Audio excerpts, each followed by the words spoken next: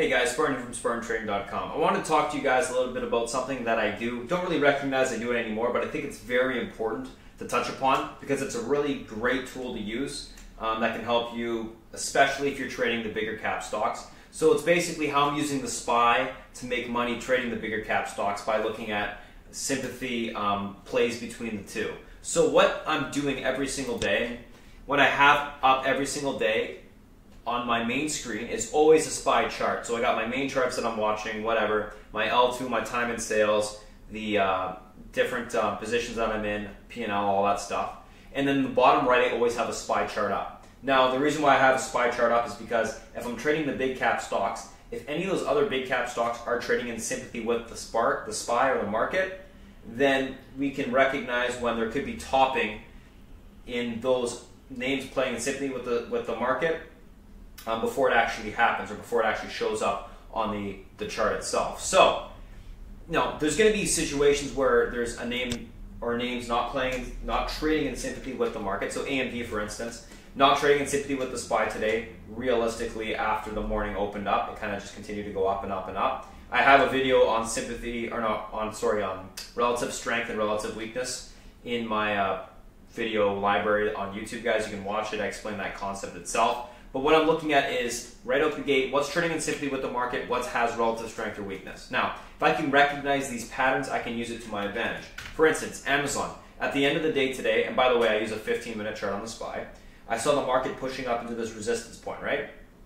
This resistance at 338.30. Now, when that resistance got hit, it was around the, I think, 315? Yeah, 315. So right when Amazon started to push up at the end of the day, around that 315 area, it got rejected. There wasn't necessarily a resistance point there. I mean, there's an intraday head and shoulders there, sure. But further, and what a bigger resistance was this on the SPY. Amazon in general was trading in sympathy with the SPY the entire day. You can kind of see how the charts look similar to one another. So what we tend to see is Amazon, which actually is a decent sized component of the SPY. If the SPY starts to break down, you tend to see Amazon follow suit. So in this case, at that exact time when the market got rejected, Amazon got rejected just after and started to pull back as well. So if I'm watching the SPY and I can see the SPY going into this resistance area, how can I use this as a potential way to make money on Amazon? Well, if I see the market going into a huge resistance point, but I see Amazon pushing up at the same time as the SPY hits that level or getting into that level, I could be selling Amazon, anticipating that we may get a pullback in the market, which may pull back that actual individual name. So by looking at what's trading in sympathy with the market, you can kind of get a little bit ahead of what you're doing from a big cap point of view, because the big caps are not just trading off of their support, resistance, EMA supports, etc. If they're trading in sympathy with the market, if the market sells off, you're going to see these things follow the market to the upside or the downside. Whatever happens, you tend to see that if they're trading in sympathy. So, great way to use a SPY. Recognize what's trading in sympathy with it, what's not.